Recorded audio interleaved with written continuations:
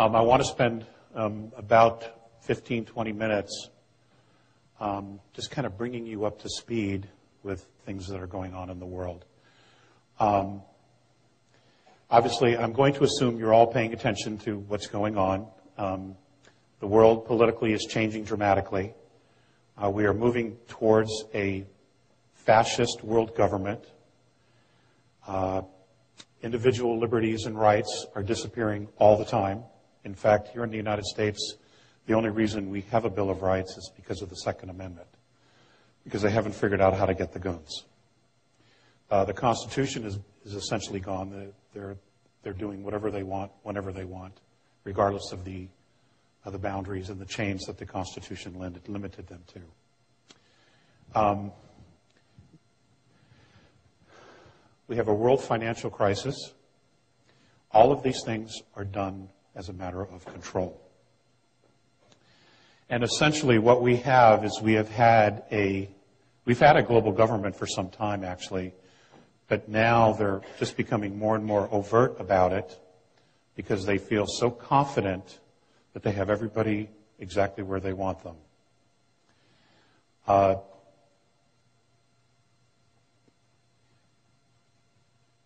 The next couple of years are just going to be absolutely amazing. It's going to seem like 50 years, all the changes that are going to occur.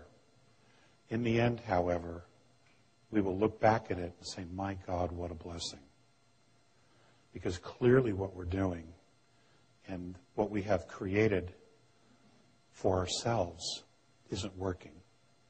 It has only detached us so much, not only from the earth, but from who we actually are as souls, as beings.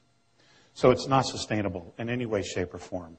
Even if the governments of the world came clean and said, okay, we are colonizing Procyon and Altar, and we have found all of these resources, and we're bringing them to the earth, and everything's going to be okay, it is still unsustainable. And the reason for that is we are not living a spiritual life. And that's what we are. We're spiritual beings. Okay? We are not a natural resource to anything or anybody. And over the years, being with Mornay and Phaseus of the constellation of Andromeda and others, what's been very difficult for me, the learning curve for me was being able to shift my perspective to how they view us. And that's been a real challenge because, this reality is so real. It is so solid. And having been born and raised a Catholic and come from a very large family, gone through the dogma, the indoctrination, that many of us have gone through as kids, it's been pretty tough to just push it away and just take that huge leap of faith that, okay, this is all wrong, or it isn't sustainable, it isn't right. I'll just take that leap, that risk, and just kind of move away from it, pretend it isn't there, and try something different. There have been enormous challenges. And I know I'm speaking to the choir. I know that this is a very evolved group, and I know that you have all gone through that. Vision quests, tremendous losses in our lives, all of these things challenge us. And those events help define who we are and who we've become.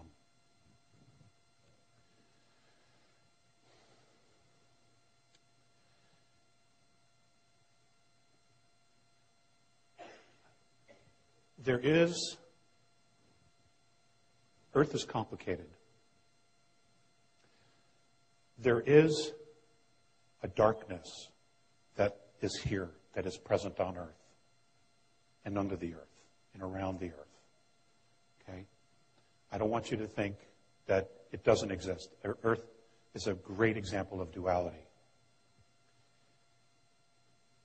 And it's taken me a very long time to get to this place where I'm actually very grateful at this point for that duality, for that darkness, for learning about that darkness. Because I have spent a lot of energy challenging it, butting up against it, saying, how dare you, fighting it, talking about it, etc. Now, it does exist. It is real. And it is partially us, and then there's an element of it that is not us. It is not human. Okay? It's dimensional, spiritual, whatever you want to call it. But what it's done is that it's helped me realize what it is I don't want. So, once you've come to that place of realizing what you don't want in your life, you can actually begin the work of building what you do want. Because intention is everything. Okay? And you have to have intent in order to create anything, even ourselves. There had to be the initial intention to want to experience, to want to create physicality, to want to leave eternity to come down and begin this journey of physicality. Whether it's here on Earth, whether it's in Andromeda, the Pleiades, Orion, it doesn't matter. They're all doing the same journey. We're just at different levels. That's all. And I can tell you that the Andromedans, which are fifth density beings, they wouldn't want to walk third density. I've given them plenty of opportunities to trade places with me. No, they weren't interested at all. Okay? Not interested at all. In fact, one of the things that the first time I kind of put it out there was Morine and Phaseus looked at each other, and Morine said to Phaseus telepathically, because they're telepathic, how would we ever use money? Because they don't use money. They don't have a monetary system. It's completely, they just don't go there. Okay? So they didn't understand it. And if you've looked at some of the research, I did a presentation on money for them. Morine had asked me to do that. And after several contacts of going through this presentation, Phaseus just looked at me when it was over and he goes, I don't understand. Why do you have to pay to live on a planet you were born on? Okay? And that question still haunts me to this day.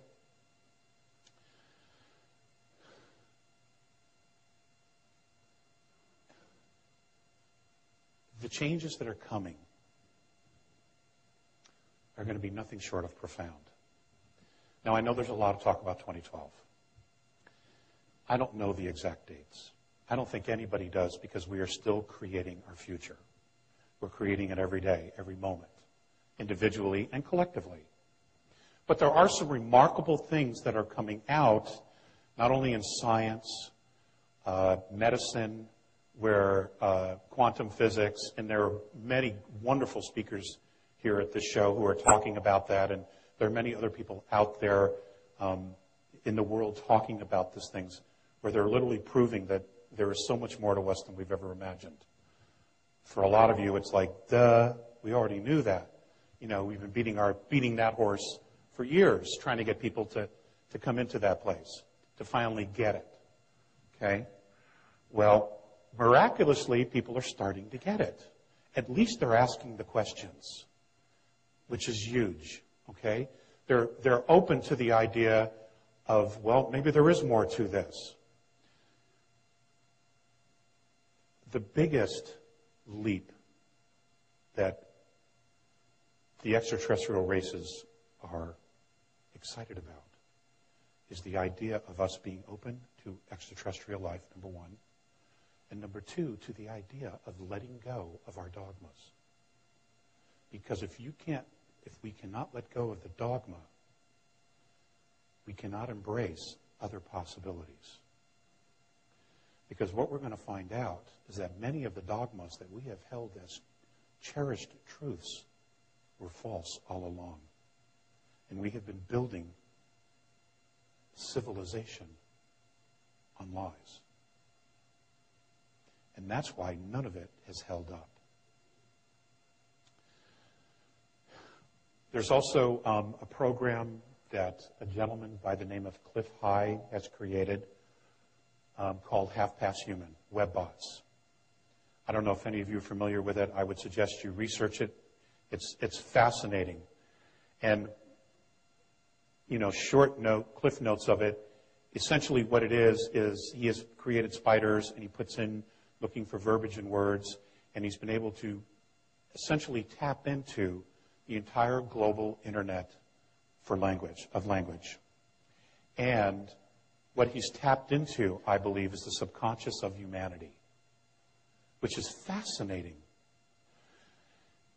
It's dire, it's grim, but if you realize the conditioning we've had for Armageddon, to believe that Armageddon had to occur, that there had to be an end of the world, that there had to be a final judgment of everything we've done, then it only makes perfect sense that this would be the steps that we would take to get to that place, to prove ourselves right.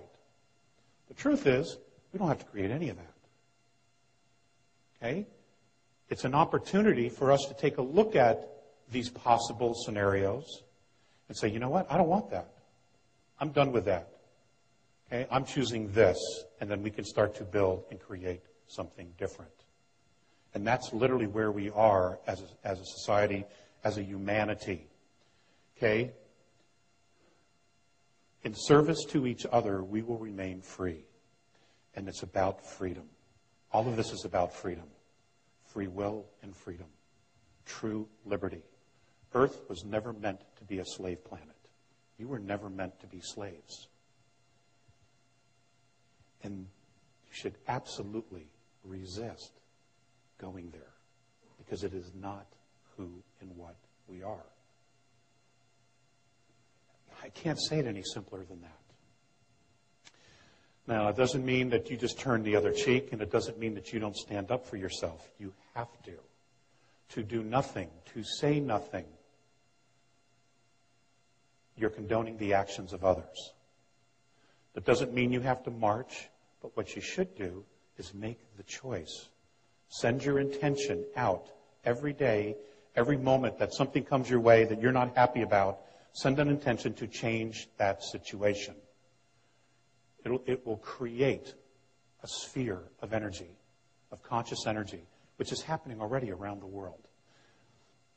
I know this is somewhat of a review here, but I will tie this into where we're going with the presentation. What's fascinating also is that I move in a lot of different circles. I have been in aerospace for a great deal of time. I have worked with the military on many different levels, in lasers and network security, things like that. What's fascinating is that these guys are actually starting to get it. They really are. And there are quite a few issues within the ranks where they realize that the path we're going can only lead into the destruction of the country and to world war. And they don't want to go there. And there's a lot of pushback. A lot of pushback. They're beginning to pull back the other way. The veterans who have already been through this nonsense, they already know. And they're digging in, and they're getting ready to say no. So this is all very positive.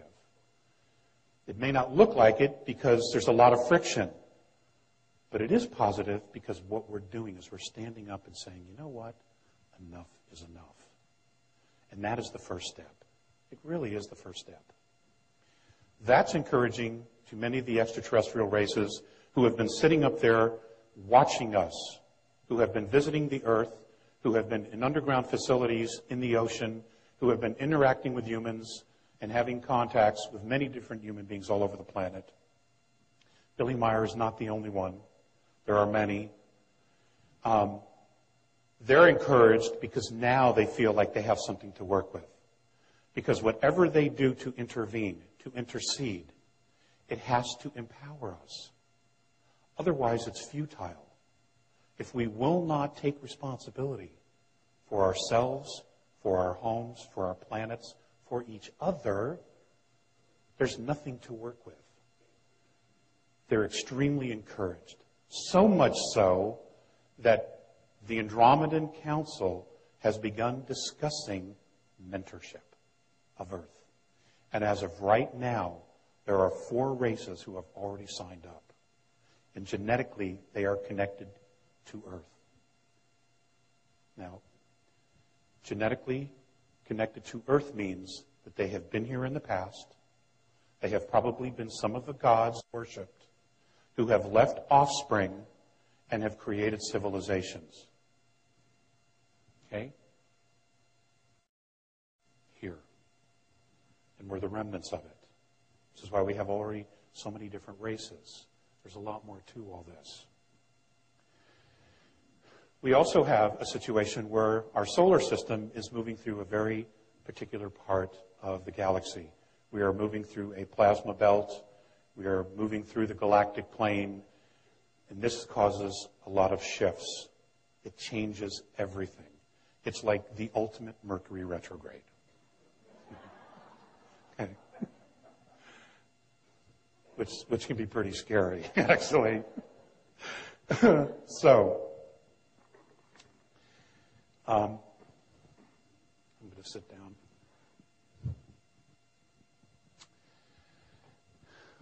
Here's the deal. Here's the deal. The bad guys are about to play their last trump card. They're done. They're already done. Okay?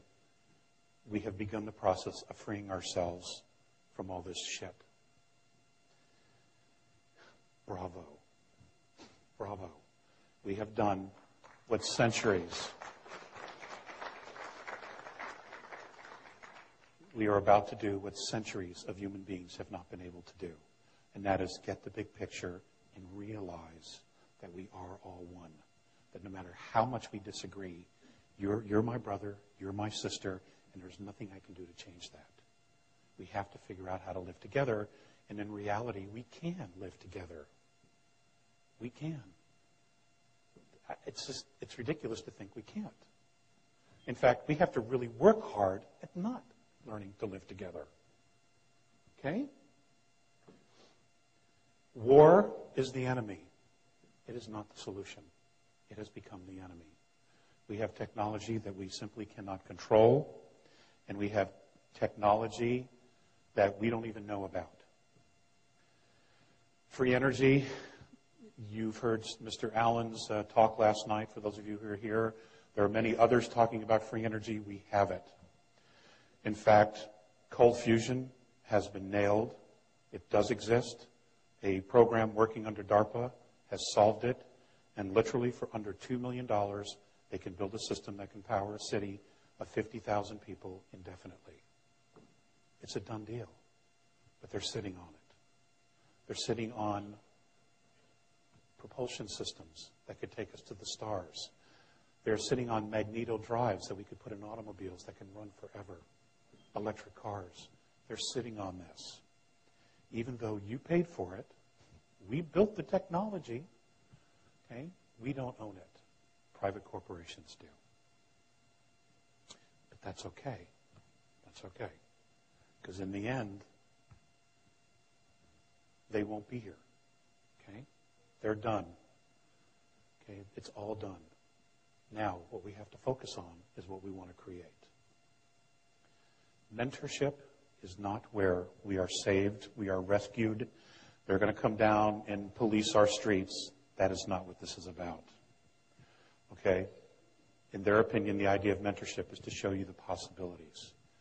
And the first thing that they would do would be, number one, to introduce us to ourselves. Give us some real, genuine history, and probably show us on the planet where that history is, so we can then again dig it up and prove it to ourselves. This is who we are. This is where we come from. This is what really happened. Okay? And this is where all the programs of war and hate and greed have come from. Okay? These are all learned behaviors, ladies and gentlemen. These are all learned behaviors. When we left the creation, when we left God, Great Spirit, we didn't have this crap with us. These are all learned behaviors. We all fell into time, and then we decided to try the light, and then try the dark, and then try the light, and then try the dark, and see how far we could go and how we would come back home. Okay, it's all been an experiment, all in the process of creating ourselves. It's amazing. It's absolutely amazing, especially when you can step out of the concept of time. And you realize we've been doing this dance forever.